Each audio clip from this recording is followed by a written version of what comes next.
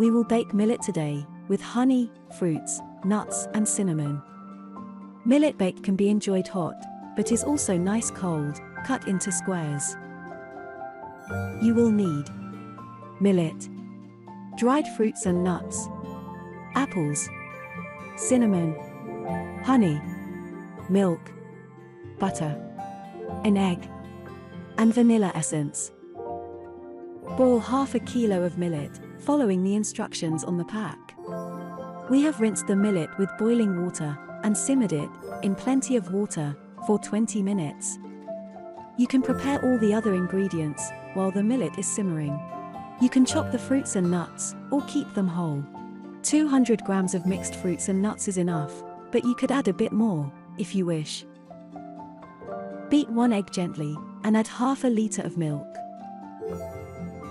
Add a few drops of vanilla essence.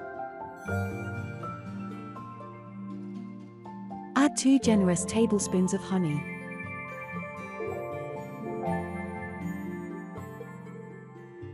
Add 1 tablespoon of cinnamon.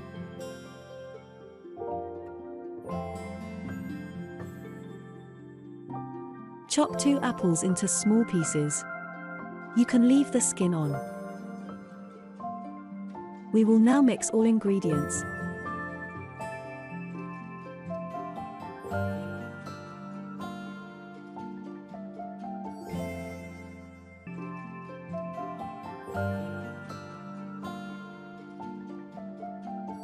Stir in 1 tablespoon of butter, while the millet is still warm. Transfer the millet into a baking tray, greased with butter. Preheat the oven to 200 degrees Celsius, and bake the millet for about half an hour. You could serve the millet bake hot, on its own, or with honey, or melted butter drizzled over the top, or sprinkled with cinnamon.